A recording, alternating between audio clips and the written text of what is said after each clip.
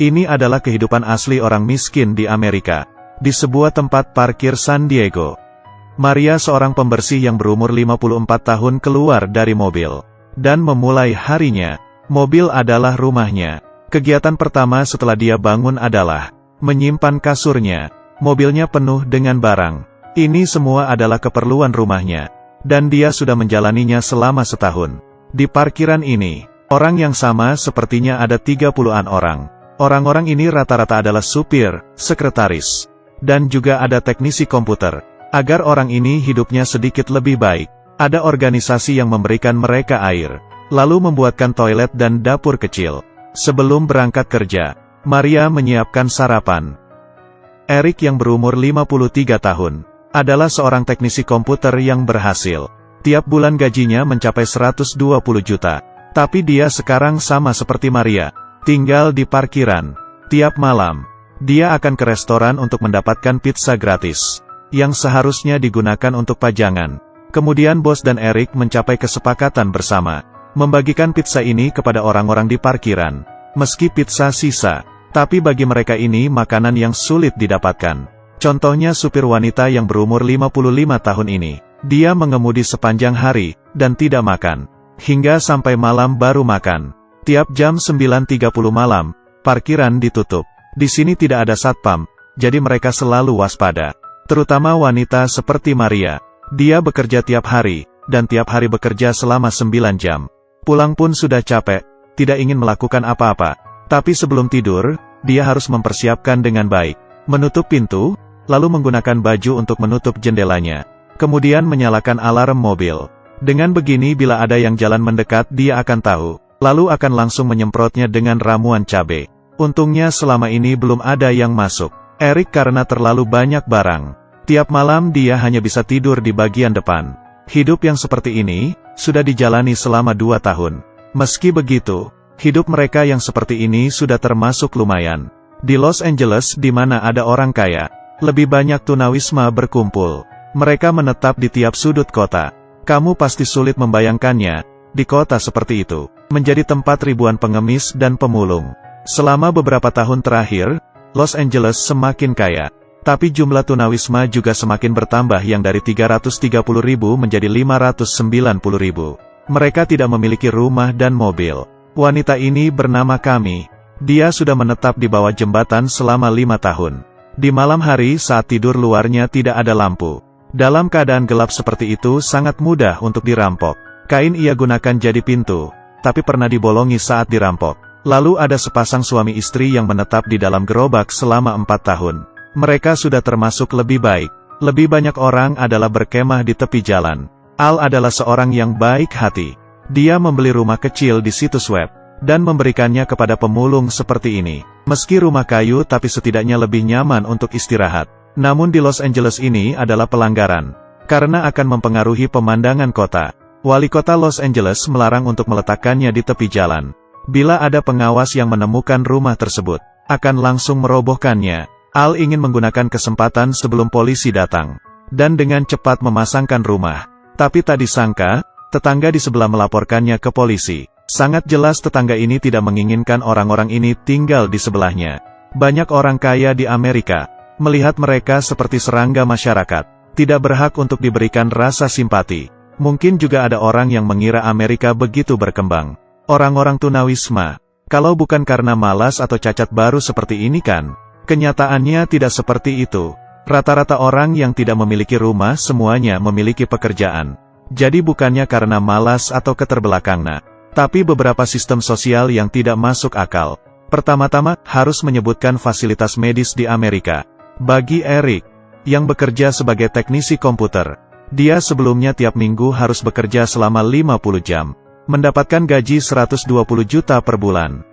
Tidak bisa dibilang malas, ini sudah termasuk kelas menengah ke atas. Namun, kehidupannya runtuh dalam sekejap 4 tahun yang lalu. Tahun itu dia terluka bakar. Semua tabungannya habis di biaya pengobatan. Kemudian jantungnya juga bermasalah, tidak bisa bekerja lagi. Berjalan 6 bulan dengan mengandalkan subsidi pengangguran. Kemudian semuanya sudah tidak ada. Pengobatan luka terbakar bisa menghabiskan tabungan seseorang yang gajinya sebanyak itu menjadi bangkrut. Jadi bisa dikatakan biaya pengobatan di Amerika sangatlah mahal. Berdasarkan pendataan, biaya yang dikeluarkan rata-rata oleh orang Amerika adalah peringkat 1 paling mahal di dunia. Setelah Obama menjadi presiden, ia mengganti peraturan tersebut. Tapi setelah Trump yang menjadi presiden, semuanya kembali seperti semula. Sekarang ini di Amerika ada 20 juta orang yang tidak memiliki asuransi kesehatan. Karena tidak bisa melihat dokter, seperempat orang Amerika memilih untuk tidak berobat. Kira-kira tiap tahun ada 600.000 1 juta orang yang langsung bangkrut karena membayar biaya pengobatan. Dan juga orang miskin yang tidak memiliki uang untuk ke dokter, hanya bisa mengandalkan pengecekan gratis yang dilakukan secara amal. Di tempat terpencil Amerika, Appalachia, tiap tahun di suatu pekan, akan banyak orang yang berkumpul. Mereka kesini bukan karena festival musik, tapi untuk melihat dokter gratis.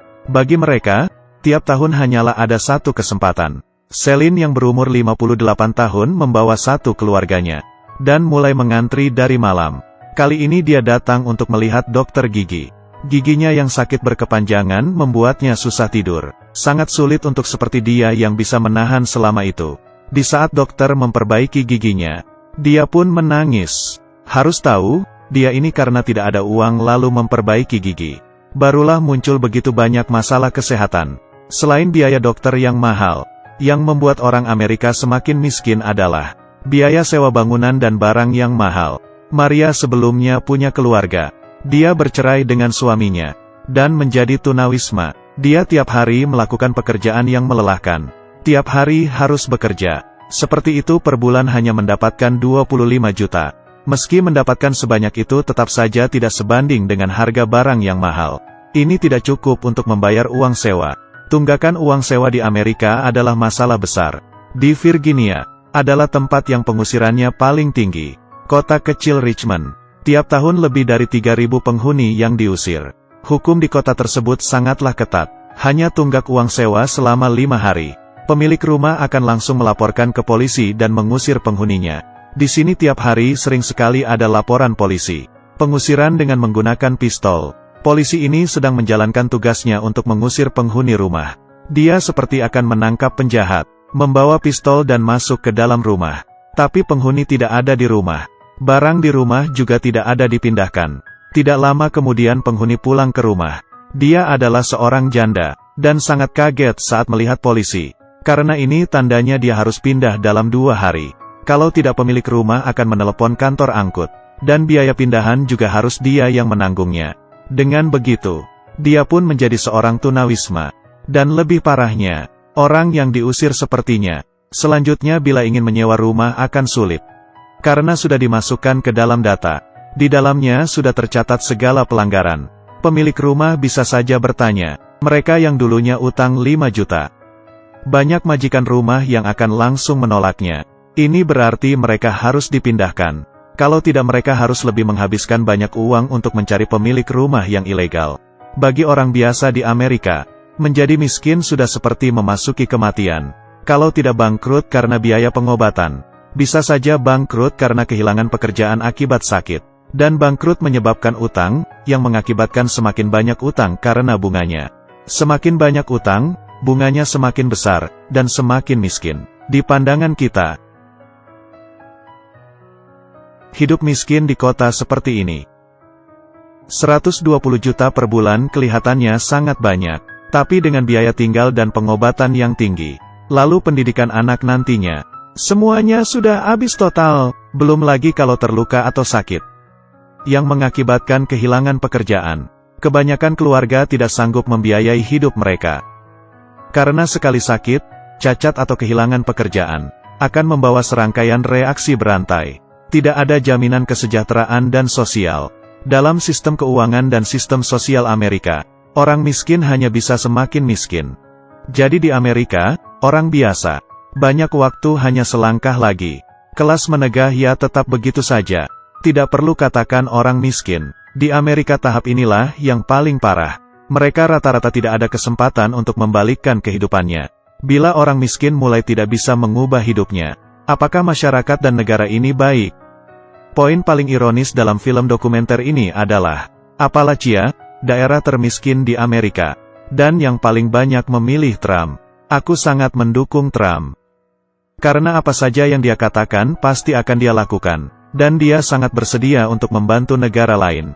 Banyak orang miskin sehari hanya bisa makan sekali. Tapi mereka sangat percaya, Trump akan mengabulkan impian Amerika. Dan sampai sekarang impian Amerika masih belum ada kemajuan. Yang lebih menyedihkan adalah, memberikan semua harapan kepada pemerintah. Pemerintah sama sekali tidak memedulikan hidup mati masyarakat. Di saat membutuhkan mereka, tapi tidak ada. Tidak berusaha keras untuk membantu.